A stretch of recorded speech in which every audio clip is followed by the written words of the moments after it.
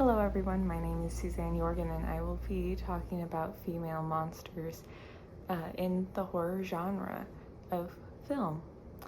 So first off, I'd just like to talk a little bit of background about horror, where it was more of a genre that was the first one to focus more on a female heroine and had female characters as the main character.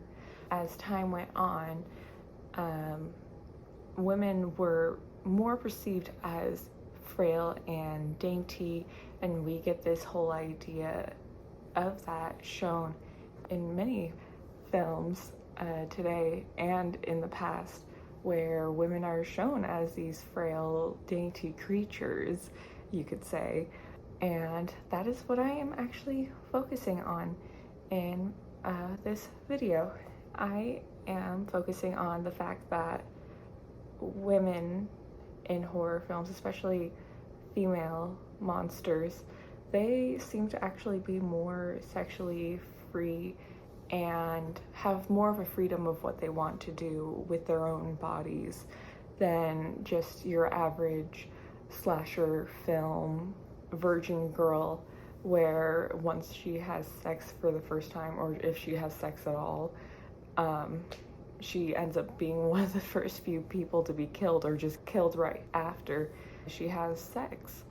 But in horror films, we often see that the female monsters, they are also, in a way, they can be sexually active, but they are not entirely punished, and actually they embrace their freedom.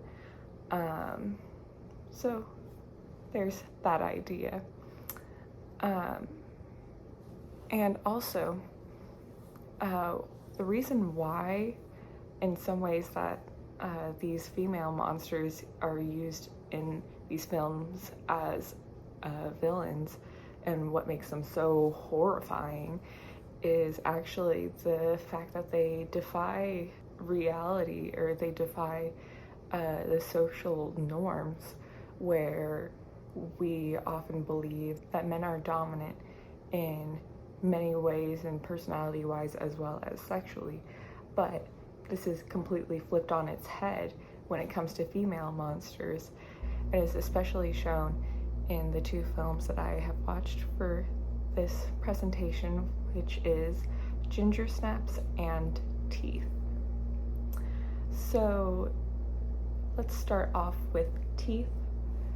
Teeth is a 2007 movie directed by Mitchell Lichtenstein, where the plot is that the main character is named Dawn, and she's an active member of her high school chastity club, but she falls in love with this boy, but things don't exactly go the way that she planned on to, and she actually got into a rape kind of situation. She ends up castrating him with her own vagina, and she later on finds out that she has vagina dentata, which is this myth that's been around for a long time of a woman who has teeth in her vagina and is this powerful being. And later on in the film, she actually uses that to her power. The quote that I would like to pull up from our past readings is a quote from Adam Nee, and they say, "The norms that repeatedly end up getting thrown into question are those of sanity, of gender identity, and of sexual desire. Often the truth that has proven so fascinating yet so difficult to achieve comes with the dramatic revelation of a sexually traumatic event in the killer's past, or of the killer's present gendered identity, or of his or her previous undetected utter lack of rationality." I found this quote somewhat relating to Teeth, especially when they say it comes with a dramatic revelation of a sexually traumatic event to the killer's past. And on multiple occasions, she's actually sexually assaulted even when she was a child, and she slowly found out through that way what her powers were, and that's how she discovered herself in a way and became more powerful. And the second film that I watched for this, and watched it for a second time actually, is Ginger Snaps, which is a 2000s movie directed by John Fawcett. And for those who have not seen Ginger Snaps, a quick little rundown is it is a story of two outcast sisters, Ginger and Bridget, and they live in a small suburban town. One night, Ginger gets her first period, and that causes her to get attacked by a wild creature, and this results in her slowly turning into a werewolf herself. And in this process, she finds herself changing in a way, in manner as well as just even her figure and how she looks. It all changes. And there's a quote that I found that also I feel like goes along with this in this Shelley Stamp section. Not only is Carrie a female monster, but sexual difference is integral to the horror she generates. Monstrosity is explicitly associated with menstruation and female sexuality.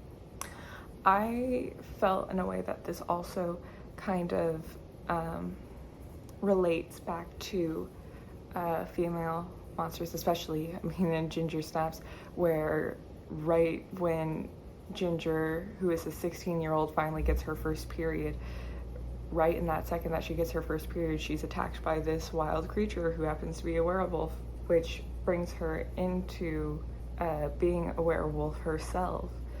And it's really interesting how something that seems so disgusting to a cisgender male, that a period is usually the reason why she became a monster in the first place. And it's actually fascinating to think of it like that. Just something that's a normal day in a woman's life is that they get their period, but it's something so normal to us, but it's something completely disgusting to men, and it's in a way kind of this little monster inside of us as well.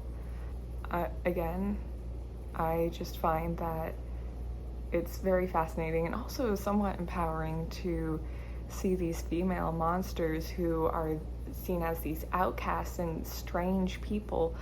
They actually embrace their strangeness and differences, and they use that to their advantage, and they embrace it, which makes them more free and to be themselves.